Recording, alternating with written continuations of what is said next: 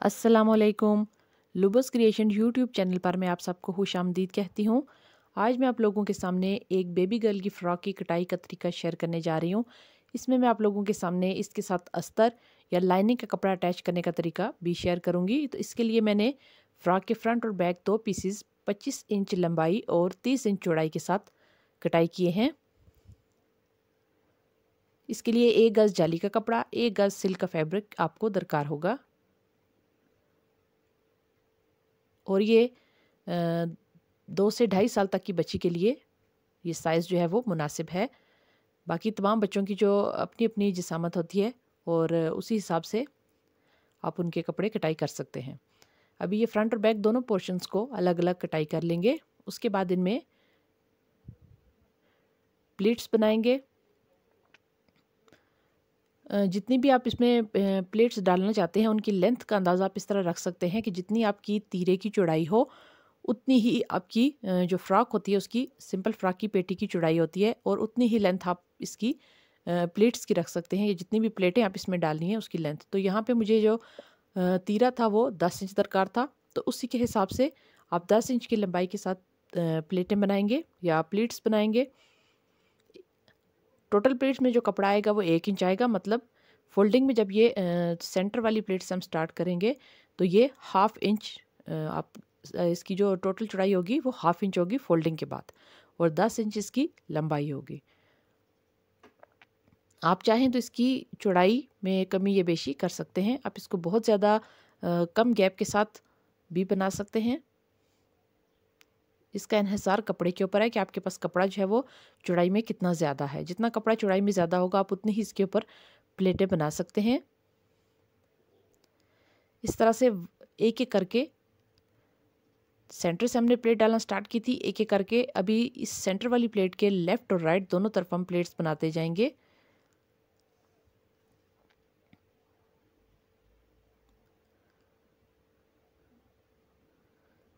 Centre वाली plate को अगर आप राइट साइड पे बना रहे हैं तो राइट साइड पे उसको पलटा दें और इस तरह साथ-साथ सिलाई लगाते जाएँ। पलटाने का मकसद ये है कि ये 2 प्लेट के दरमियान का जो फ़ासला है उसको बिल्कुल बराबर रखेगी और आपको अंदाज़ा होता रहेगा कि आपने हर 2 प्लेट के दरमियान बिल्कुल इक्वल फ़ासला रखना है या नहीं। हाफ़ इंच का फ़ासला इस पलटी हुई प्लेट के नीचे है और आगे जो हमने कपड़ा लिया है वो भी फ़ोल्डिंग के बाद हाफ़ इंच है। तो इस तरह से 1 बाय 1 तमाम प्लेट्स जो हैं वो बनती जाएँगी इक्वल डिस्टेंस के साथ। इस तरह से बगैर निशान लगाए आप इनको बहुत ईज़िली बना सकते हैं। तो फ्रॉक के फ्रंट और बैक दोनों पोर्शंस को बिल्कुल इसी तरीके से आप प्लेट्स बना के तैयार कर लीजिए।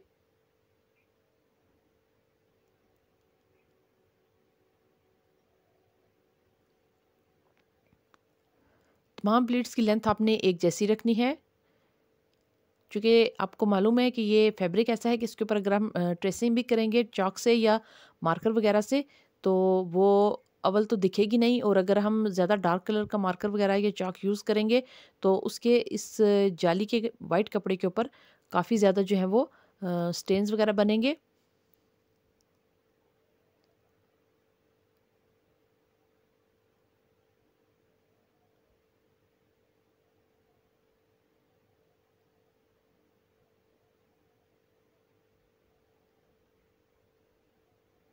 अभी दूसरे पोर्शन को भी बिल्कुल इसी तरह से रेडी कर लीजिए।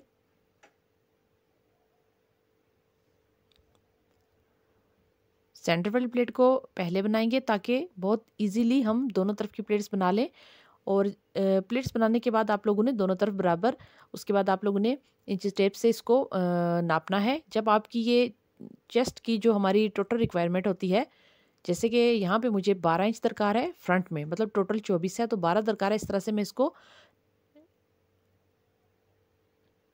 पैमाइश लूँगी इसकी। जब ये सिलाई के मार्जिन के साथ मुझे 12 दरकार है, जब ये 12 पूरी हो जाएगी या इससे हाफ़ इंच ज़्यादा भी होगी तो मैं यहाँ पे प्लेटें डालना जो है वो ख़त्म कर दूँगी और अभी हर प्लेट को इस तरह से सेंटर से फ़ोल्ड करके आप सिलाई लगा दें ताकि ये अच्छे तरीके से बैठ जाए। तमाम प्लेट्स के स्टार्टिंग पॉइंट पे भी आपने इस तरह सिलाई लगानी है और इनकी जो फिनिशिंग लाइन है वहाँ पे भी आपने इस तरह हर प्लेट को प्रेस करते हुए इस तरह से सिलाई लगाते जाना है। अभी जहाँ पे हमने इनको एंड किया था वहाँ पे भी आपने बिल्कुल इसी तरह से कपड़े की उल्टी साइड पे आप, ये रॉन्ग साइड पे है, इस तरह से आप इसको बिठाते जाएंगे।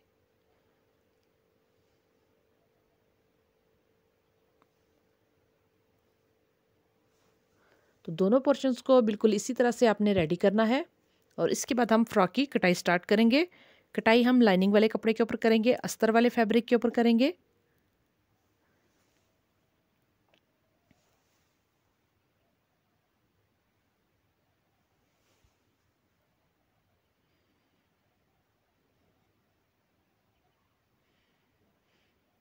तो फ्रंट बैक दोनों पोर्शंस तैयार हो चुके हैं। इनको इस तरह से बाद में फ्यूजिंग टेप के साथ या तुरपाई के साथ आप एक एक टांका लगा के जोड़ सकते हैं। प्रेस करने के बाद इस तरीके से ये देखिए आपने हर प्लीट को सेट करना है और उसके बाद सिलाई लगाते जाना है।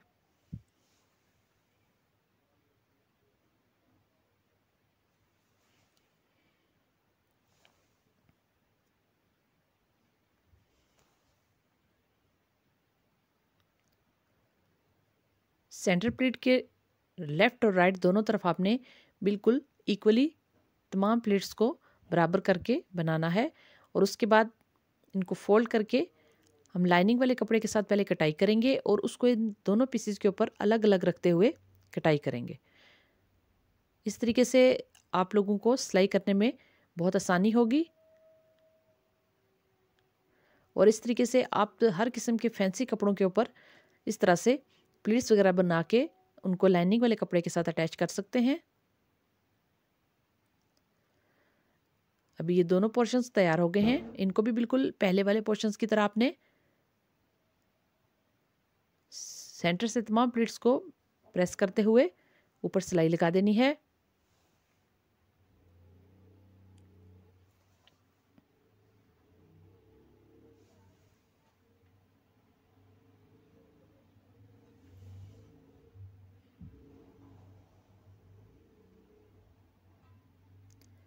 अभी फिनिशिंग लाइन के ऊपर भी इसी तरीके से आपने सिलाई लगा देनी है।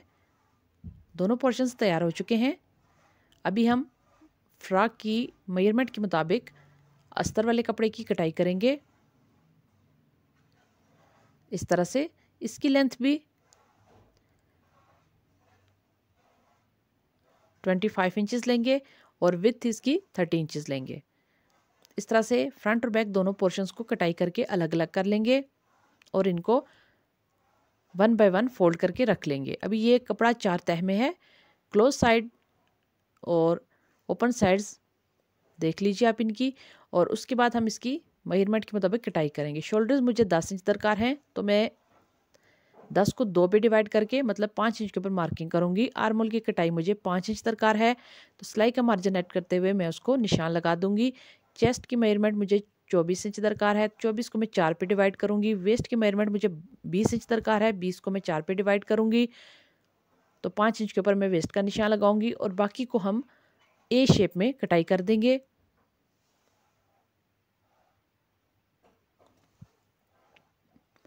शोल्डर की डाउन कटिंग करेंगे 1/2 इंच तक और उसके बाद अस्तर वाले तमाम कपड़े की कटाई कर देंगे।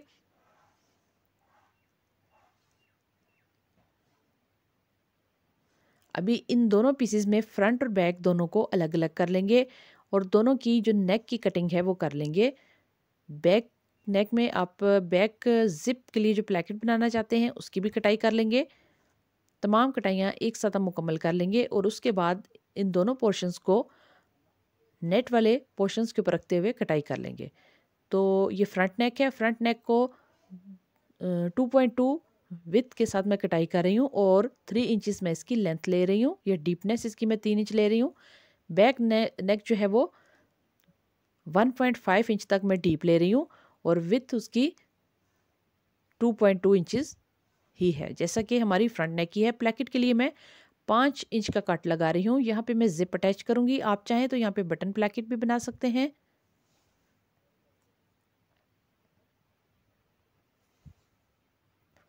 अभी इन दोनों पीसेस की हमने कटाई कर दी है। अभी इनको इस तरह से एक एक अलग अलग करते हुए इन दोनों पीसेस को नेट वाले कपड़े के ऊपर रखते हुए, जिसके ऊपर हमने प्लेटें बनाई हैं उसके ऊपर रखते हुए बिल्कुल जैसा कि हमने उनको कटाई किया था, इनको भी बिल्कुल उसी तरह से कटाई कर देंगे।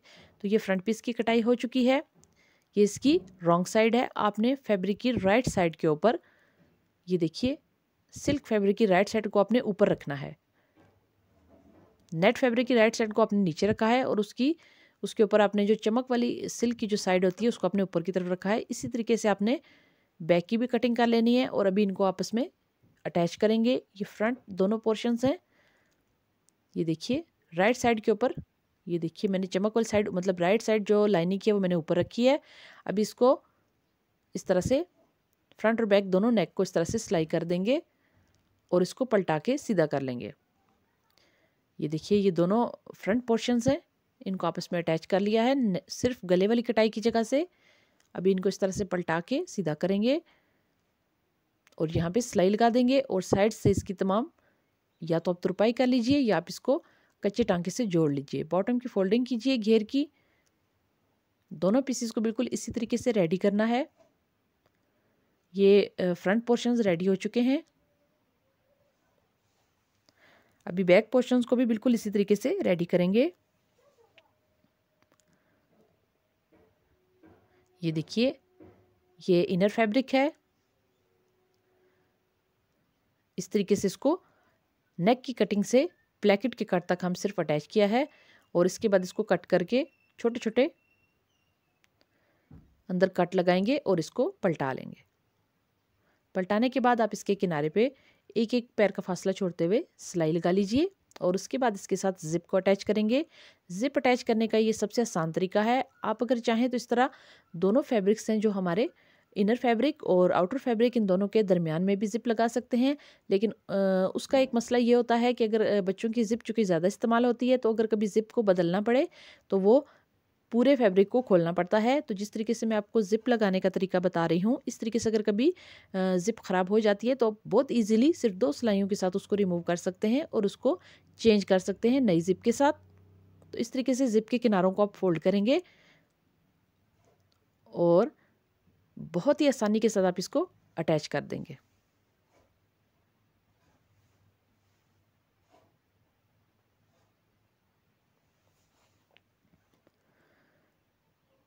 तो जो पहले ही सिलाई जहाँ से हम इसको स्टार्ट करेंगे लेफ़्ट साइड से, वहाँ पे हम ये देखिए बिल्कुल किनारे किनारे पे सिलाई लगाएंगे, और बाकी जो तमाम ज़िप है उसका तमाम हिस्सा अंदर की तरफ चला जाएगा। जब हम प्लेकेट के कट से यहाँ से हम टर्न लेंगे, मशीन को जब मोड़ेंगे तो आपने यहाँ पे एक पैर का फासला छोड़ के इस कपड़े को पहले वाले पोर्शन के ऊपर बढ़ा के रखना है। चुनट नहीं आनी चाहिए, सिर्फ आपने सिलाई में इस तरीके से उसको बढ़ाना है कि जिप पूरी जो है वो कपड़े के अंदर हाइड हो जाए। ये देखिए इस तरह से ये जो स्टार्टिंग पॉइंट है जिप का, इसको अपने इस तरह से अंदर की तरफ फोल्ड करना है, और यहाँ आपने एक पैर का फासला छोड़ते हुए सिलाई लगा देनी है, और ऊपर हम हुक इस्तेमाल करेंगे। अब ये जिप लग चुकी है। ये देखिए इस जिप को लगाना भी आसान है, और इस जिप को ख़राब होने की सूरत में चेंज करना भी बहुत आसान है। अब इस जिप फालतू जो है उसको कटाई कर लें, और यहाँ पे कपड़े का एक्स्ट्रा टुकड़ा लीजिए और इसके ऊपर डबल करके रख के सिलाई लगा लीजिए, ताकि जिप के जो किनारे हैं वो चुभे नहीं और जिप जो है वो मज़बूत भी हो जाए। अभी यहाँ पे हुक इस्तेमाल करेंगे। आप देख सकते हैं ये जिप इस तरीके से लगी है। अभी फ्रंट और बैक दोनों पोर्शंस को शोल्डर से अटैच कर लेंगे सिलाई लगा के, और उसके बाद अंदर फिटिंग की जो सिलाइयाँ हैं हमारी, ये यहाँ से चेस्ट की मेजरमेंट का भी निशान दोबारा से लगा लेंगे, क्योंकि पहले हमने निशान नहीं लगाए थे। अभी दोबारा से इसके निशान लगा लेंगे इस तरह से, और इसको अंदर की दोनों सिलाइयों से सी देंगे। उसके बाद इसके स्लीव्स की कटाई करेंगे और इसको स्लीव्स के साथ अटैच करेंगे।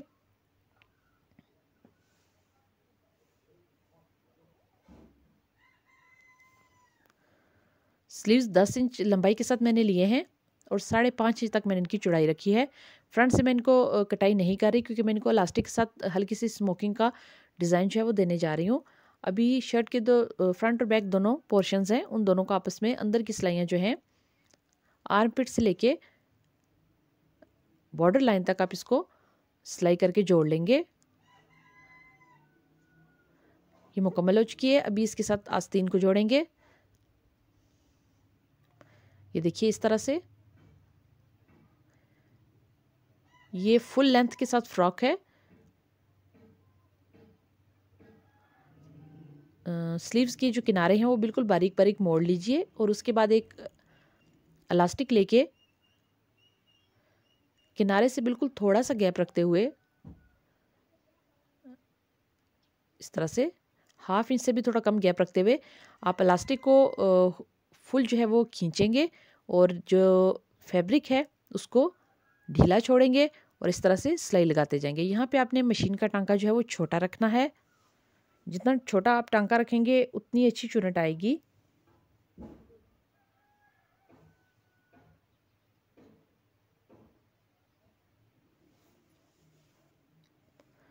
तो दोनों स्लीव्स को बिल्कुल इसी तरीके से आप रेडी कर लीजिए।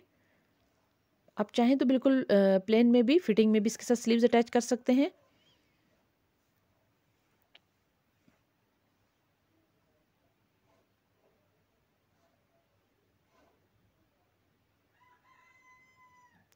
अभी एक सिलाई हम इलास्टिक के सेंटर में लगाई है, दूसरी सिलाई जो है वो हम उससे थोड़ा गैप पे लगाएंगे। जितनी इलास्टिक की चौड़ाई है उसके मुताबिक हम 2 या 3 जितनी भी सिलाइयाँ आ सकती हैं वो हम लगा देंगे।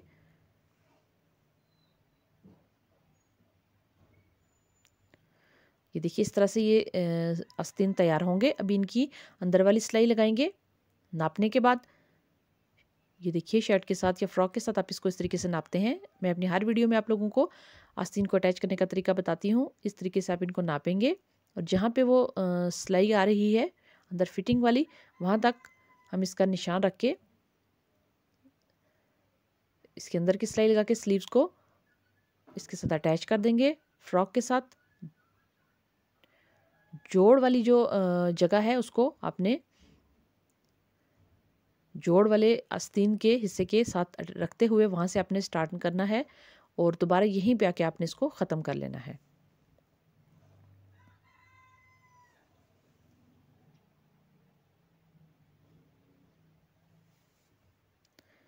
दोनों स्लीव्स को अटैच कीजिए। उसके बाद ये फ्रॉक जो है वो रेडी हो चुकी है।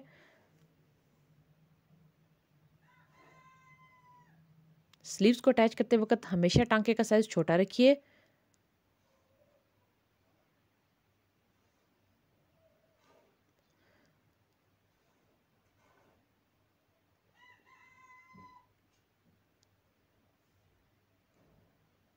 दोनों स्लीव्स को इसी तरीके से अटैच करें और इसके बाद इसको प्रेस कर लीजिए।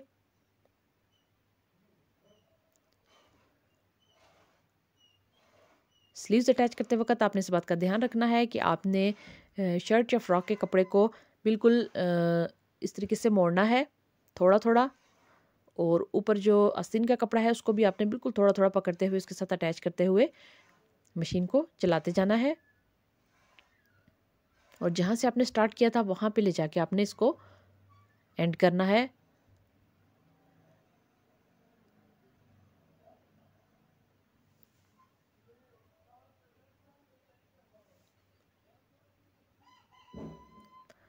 अभी ये शर्ट या फ्रॉक जो भी आप इसको कह लें ये रेडी हो चुकी है। मैं आपको इसकी फाइनल लुक दिखाती हूँ। सिलाई के बाद इसको ओवरलैप करा लीजिए ताकि इसके जो बैड थ्रेड हैं वो कम हो जाएं, ख़त्म हो जाएं। अभी ये देखिए ये फ़्रॉक आपके सामने रेडी है। बिल्कुल सिंपल और इजी तरीके से लाइनिंग के साथ अटैच करके फ़्रॉक को किस तरह से सिलाई करते हैं मैंने आज आपको ये एक्सप्लेन करने की कोशिश की है। मुझे उम्मीद है कि आपको आज की मेरी वीडियो अच्छी लगी होगी। तो अभी आप इसके पजामे के साथ भी बिल्कुल इसी तरीके से सिंपल कटाई करके स्मोकिंग कर सकते हैं। उसके लिए आप इलास्टिक की 1 या 2 सिलाइयाँ लगा सकते हैं। 1 या 2 लाइन्स जितनी भी आप लगाना चाहें उतनी आप इसके साथ लगा सकते हैं। तो जितनी भी आपके पजामे में पाइंचा होता है या उसकी जितनी भी आप नॉर्मली फिटिंग रखते हैं उससे डबल में आप इसकी चौड़ाई रखेंगे नीचे। मसलन यहाँ पे मुझे 3.5 दरकार थी तो मैंने यहाँ पे 7 इंच तक रखी है। अंदर की सिलाइयाँ लगा लीजिए, यहाँ से किनारे से फोल्ड कर लीजिए और उसके बाद जिस तरह से हमने स्लीव्स के ऊपर इलास्टिक को अटैच किया था, बिल्कुल उसी तरीके से पजामे के पांचे के ऊपर भी 1/2 इंच का फासला तकरीबन आप छोड़ें और नीचे वाले कपड़े को आपने खींचना नहीं, सिर्फ आपने इलास्टिक को खींचना है और जितना इलास्टिक में खिंचाव है या लचक है उतना खींचने के बाद आपने नीचे से कपड़े को पकड़ना है और सिलाई को लगाते जाना है।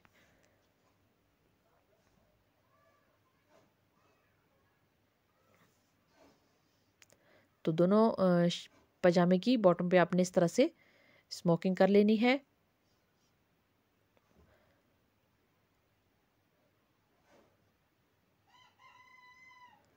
और फिर इसको मुकम्मल सिलाई कर लेना है इलास्टिक के साथ।